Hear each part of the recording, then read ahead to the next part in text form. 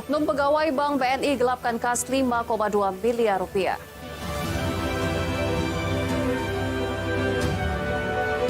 Kasus dugaan korupsi Panwaslu Oki terus bergulir.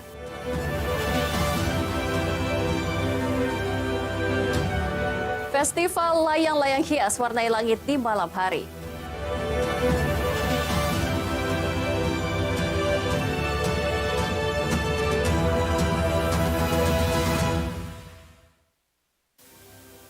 Assalamualaikum warahmatullahi wabarakatuh. Selamat malam pemirsa. Kembali Anju Sumsel hadir menjumpai Anda hari ini Kamis 12 September 2024. Selain 3 berita utama tadi, sejumlah informasi lainnya akan kami hadirkan untuk Anda bersama saya Anggi Pradita. Inilah Anju Sumsel selengkapnya.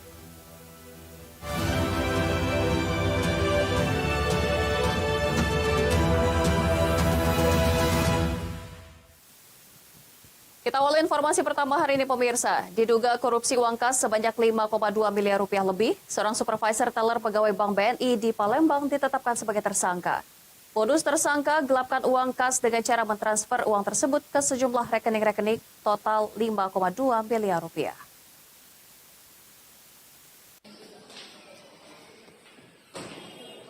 Inilah WA supervisor teller pegawai Bank BNI mengenakan seragam tahanan saat hendak dibawa ke rutan Lapas Wanita Merdeka Palembang oleh petugas Kejaksaan Negeri Palembang.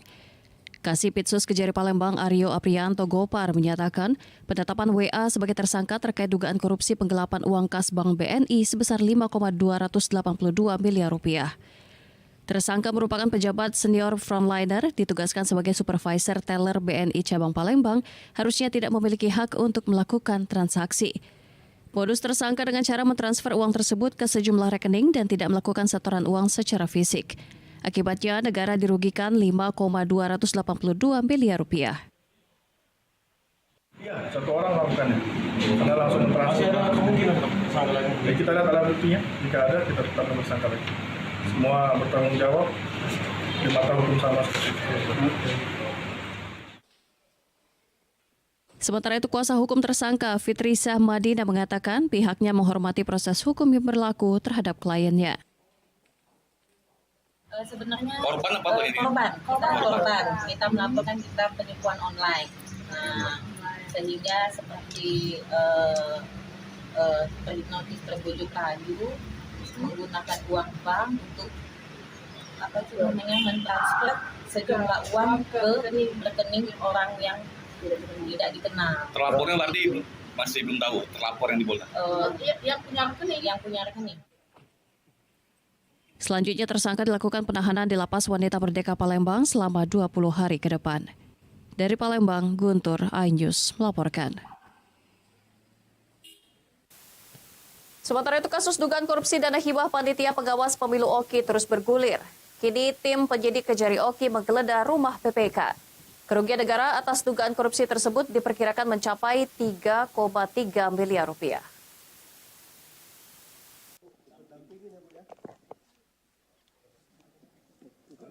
Kejari Oki kini tengah melakukan pengembangan penyidikan atas kasus dugaan korupsi dana hibah panitia pengawas pemilu Panwaslu Kabupaten Oki tahun 2017-2018. Dengan kerugian negara ditaksir mencapai 3,3 miliar rupiah.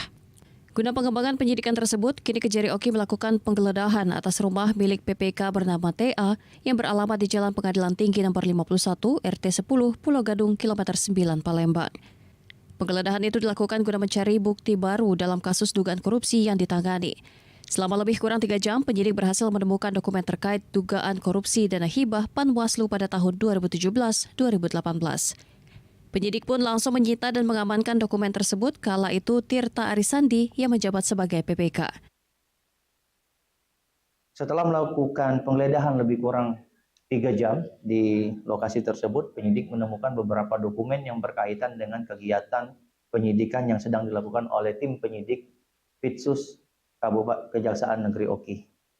Status rumah kemarin itu adalah rumah milik Tirta Arisandi, yang mana setelah kita cek terhadap rumah tersebut tidak memiliki sertifikat hak milik dari lembaga yang berwenang.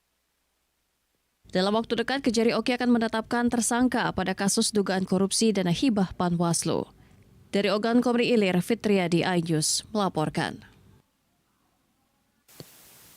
Di informasi lainnya pemirsa, Asril Yadi Fauzan melalui kuasa hukumnya menuntut keabsahan proses penangkapan dan penahanan yang dilakukan oleh pihak Polsek Talang Kelapa. Dirinya menilai cacat hukum.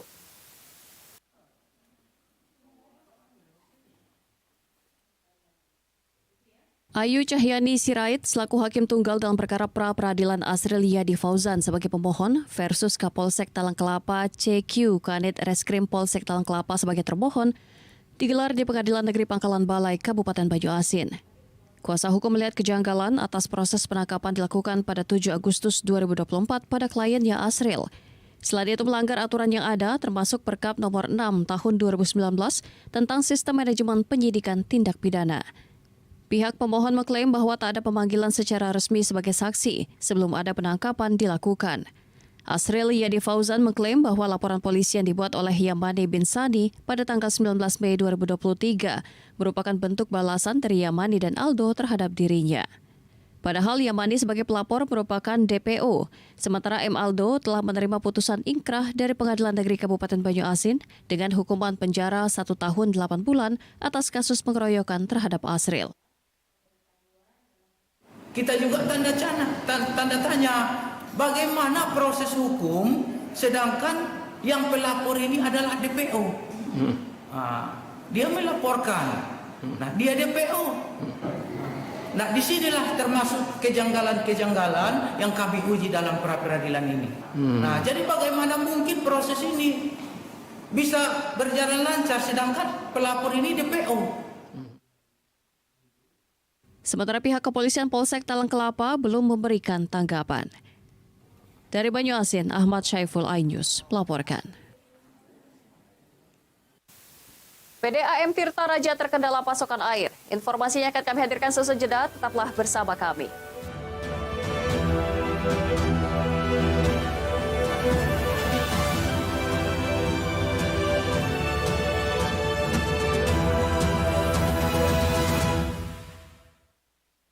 Temani weekendmu bersama program kuliner spesial.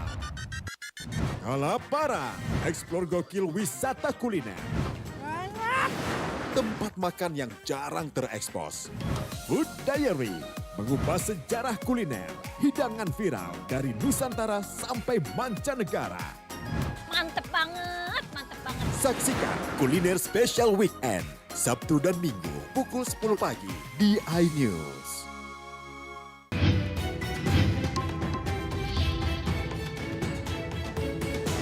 Kawal Pilkada 2024, Senin sampai Jumat pukul 12:30 siang, live di iNews.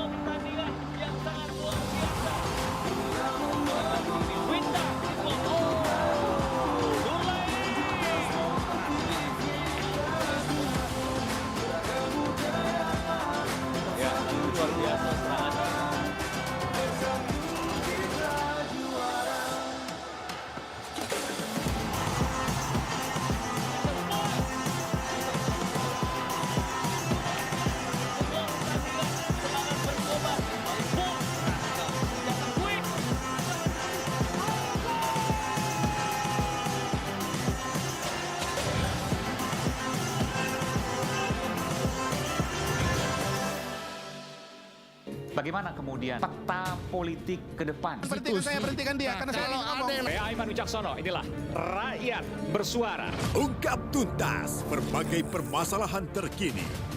Tidak boleh ada kotak kosong. Tidak ada masalah. Itu menurut saya hal yang biasa. Ya dimunculkan lagi orang-orang yang bermutu. Bahwa Anies ini akan bagaimana? Anda jadi orang. Rakyat Bersuara, Selasa pukul 7 malam, live di iNews. Tahapan Pilkada 2024.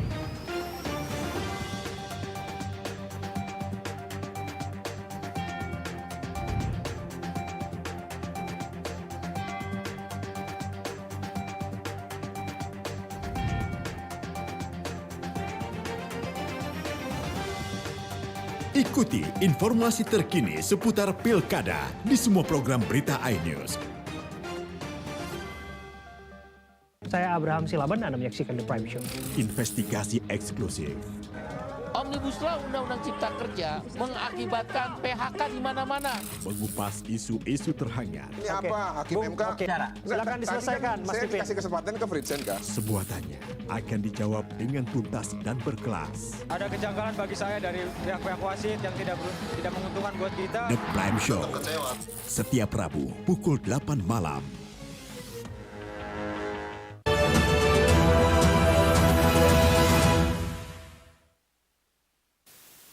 Anda masih bersama kami dalam iNews Somsel. Pemirsa, pihak perusahaan daerah air minum Tirta Raja Batu Raja Oku mengaku di musim kemarau berpengaruh terhadap pasokan air yang disalurkan ke pelanggan. Pasalnya, sumber air di beberapa kawasan Sungai Ogan mulai dangkal.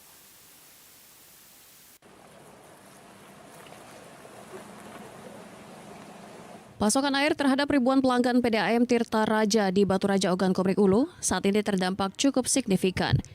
PDAM Batu Raja mencatat beberapa sumber air di aliran Sungai Ogan mulai mengecil sehingga mempengaruhi pasokan air yang disalurkan ke pelanggan.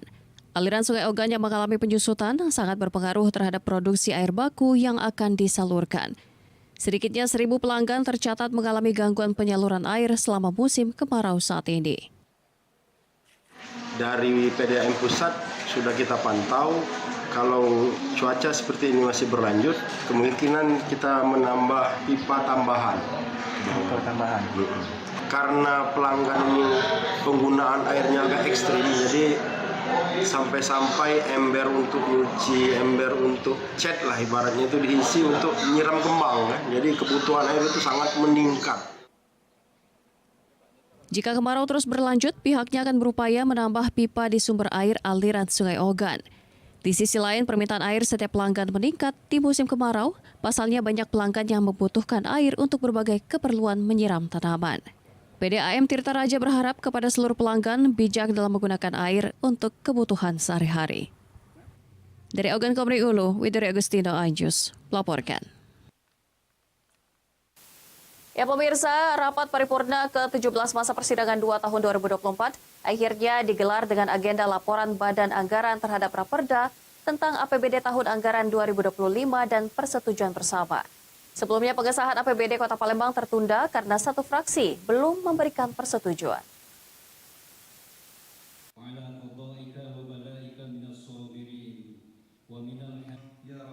Sempat tertunda beberapa kali, rapat paripurna ke-17 masa persidangan 2 tahun 2024 akhirnya resmi digelar oleh DPRD Kota Palembang dengan agenda laporan Badan Anggaran terhadap Raperda tentang APBD tahun anggaran 2025 dan persetujuan bersama.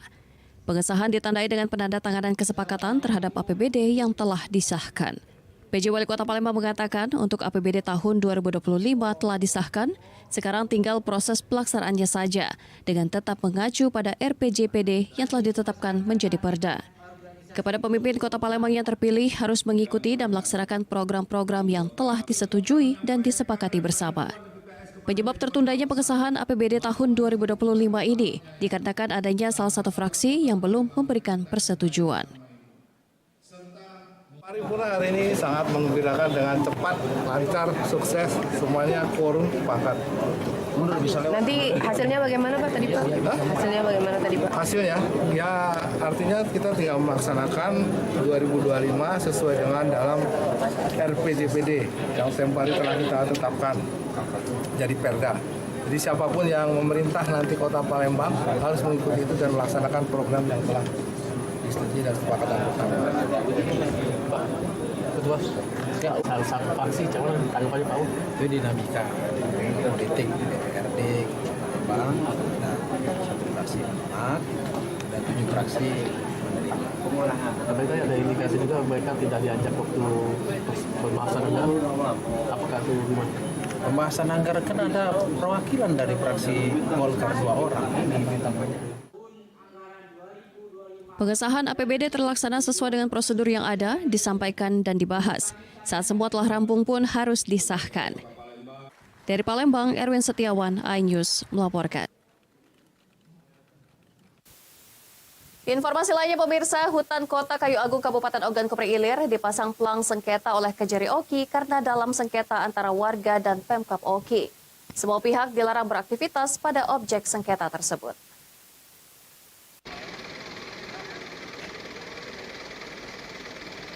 Hutan kota yang berada di Jalan Seriang Kuning, Kelurahan Kedaton, Kecamatan Kayu Agung, Kabupaten Oki, Sumatera Selatan menjadi objek sengketa lantaran digugat oleh warga. Warga mengklaim jika tanah hutan kota tersebut milik mereka dan belum diganti rugi oleh pemerintah. Bahkan sempat terjadi gejolak dengan adanya penutupan jalan oleh ahli waris pemilik tanah. Sebelumnya Pengadilan Negeri Kayu Agung menggelar sidang lapangan dengan memasang patok batas antara penggugat dan tergugat. Kini di tanah tersebut dipasang pelang sengketa oleh Kejari Oki sebagai objek sengketa. Siapapun dilarang melakukan aktivitas di lahan objek sengketa tersebut hingga proses hukum selesai. Didapati bahwa objek yang digugat di pengadilan ternyata adalah lahan yang berada di sebelah kanan ini yang lagi digugat, dan sebelah kiri ini tidak digugat, padahal sebelah kiri ini juga objeknya itu adalah tanah milik Pemda. Jadi kita memasang pelang yang berbeda. Kalau pelang yang ini artinya pelang yang mengatakan bahwa ini lagi dalam proses sengketa, sedangkan yang di sebelah adalah tanah ini adalah milik dari Pemda. Proses sengketa dalam proses peradilan di Pengadilan Negeri Kayu Agung. Alhamdulillah sudah terpasang pemberitahuan ini, dan harapan kami pemerintah kabupaten bersama Forkompimda yang ada, yang hadir pada saat ini, agar kiranya masyarakat dan juga bagi pihak-pihak yang sedang berperkara agar menahan diri, tidak dulu untuk melaksanakan. Masyarakat dan pemerintah diminta untuk menghormati proses hukum yang berjalan agar sengketa tanah yang selama ini terjadi terselesaikan dengan baik. Dari Ogan Komering Ilir, Fitriadi, iNews melaporkan. Selesai jeda, kami akan menghadirkan informasi mengenai festival layang-layang hias warnai langit di malam hari. Tetaplah bersama kami.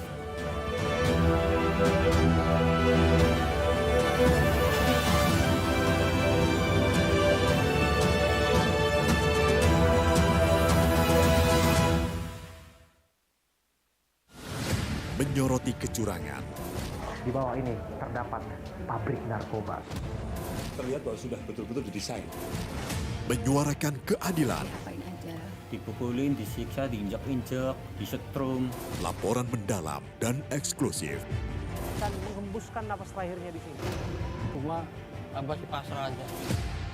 AB Plus setiap Senin pukul 8 malam di iNews.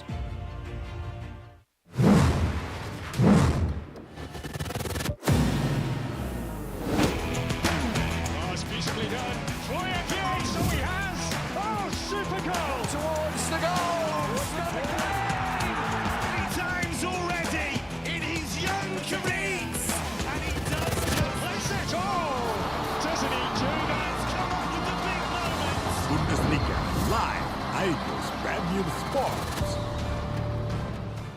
Mengupas makna dan tafsir Al-Quran bersama ulama terkemuka tanah air. Kaumum min kaum khairun minal yadis suflah. Nggak bakal bisa dibayar oleh dunia dan seisinya. Jelas, lugas untuk kehidupan sehari-hari. Di antara yang merusak hati adalah buruk sangka. Wa aqimus shalah wa atuz zakah. Itu pun sejajar dengan jihad fisabilillah. Cahaya Hati Indonesia, Sabtu dan Minggu pukul 12 siang di iNews. Inilah Interupsi. Mempertanyakan rasa keadilan. Demokrasi negeri kini diuji. Pertanyaannya, ada apa? Kebenaran, keberanian, dan kejujuran. Ini persoalan serius ini. Demokrasi itu kan tentang keberagaman pilihan. Menggagas kata. Buat saya ada sesuatu yang menarik. Mengungkap fakta. Kualitas demokrasinya terjaga. Saatnya kita bicara. Bisa dibuktikan ya, walaupun agak juga kita masuk ke yang 30 tahun nanti kali ya. Interupsi hanya di iNews. The Great Prime Time. Upaya saya untuk melacak TKP. Di Setiawan. Kelihatan Tiga tidak kematian. adalah kesaksian yang pertama dan eksklusif mengalami kekerasan. 70 kilo itu besar. Meluruskan apa yang kusut. Ada persoalan hukum. Bersama saya, Abraham Silaban. AB Plus, setiap Senin pukul 8 malam. Apakah hasilnya nanti akan berbeda? Tidak mungkin ini. Liga tidak mengetahui sama sekali kejadian itu. berunding di sini kan untuk mencari solusi. Saya Aiman Wicaksono, inilah Rakyat Bersuara, Selasa pukul 7 malam. 25 orang kobaran api dan 4 orang ikan api. Setelah terjadi satu tangkap. Satu dari sekian, pokoknya ada orang tepas rem dan kaki menjadi saksi kunci. Juga mendengar bahwa The Prime Show, Rabu pukul 8 malam. mengatakan aksi Peggy carut marut ini masalah. Kita akan Apakah yang saya meluruskan apa kita interupsi. Saya Anisha Dasuki. dan saya Aryo Ardi. Interupsi Kamis pukul 8 malam. Only on iNews.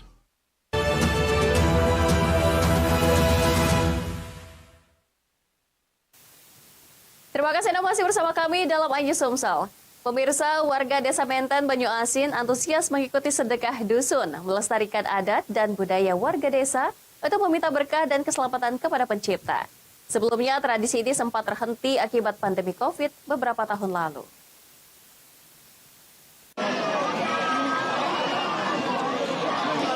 Berbagai macam kue tradisional dihidangkan kepada warga yang hadir.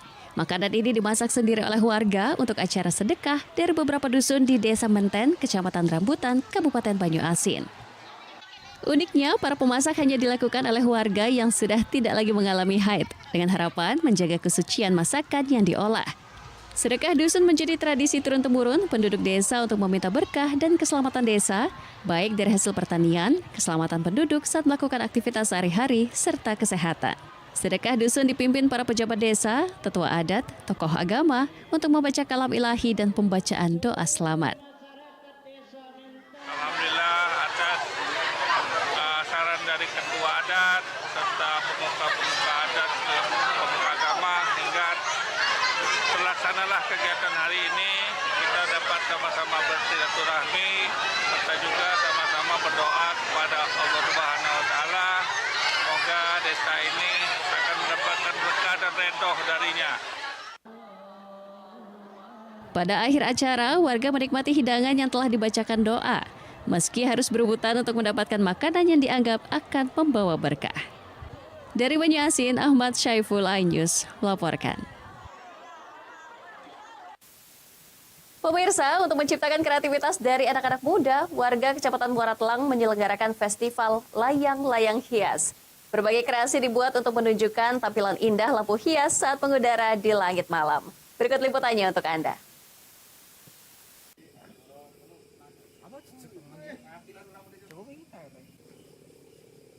Dilaksanakan pada malam hari, festival kreasi layang-layang yang dilaksanakan di Kecamatan Muara Telang, Banyu Asin membuat langit Muara Telang berwarna-warni. Masing-masing kelompok dari tiap desa memperlihatkan kemampuan mereka untuk menghiasi layangan dengan lampu warna-warni yang dikreasikan. Layang-layang besar dibuat sendiri oleh tiap-tiap grup, mulai dari awal hingga tahap pewarnaan dan motif, termasuk lampu-lampu modifikasi yang dibuat semenarik mungkin. Akan menjadi perhatian para penonton dan penarik juri untuk memberikan penilaian. Panitia festival menentukan beberapa aturan dan klasifikasi. Keindahan modifikasi warna-warni dan lampu hias saat mengudara menghiasi gelap malam. Tujuan kami ya sebagai pemuda istilahnya bisa memberikan motivasi agar anak-anak muda bisa berkreasi dengan sebaik-baik mungkin dan juga untuk bisa membangun kerjasama yang baik, bisa mewujudkan kerukunan, kekompakan sehingga terwujud kerjasama yang baik di antara sesama pecinta layang-layang. Lomba ini bertujuan memberikan respon kepada anak-anak muda agar berkreasi dan menjalin silaturahmi antar warga di Desa Muara Telang. Dari Banyu Asin, Ahmad Syaiful, iNews melaporkan. Pemirsa, informasi tadi mengakhiri iNews Sumsel di edisi hari ini. Saya Anggi Pradita dan kerabat kerja bertugas mengucapkan terima kasih atas kebersamaan Anda. Selamat malam dan selamat beristirahat.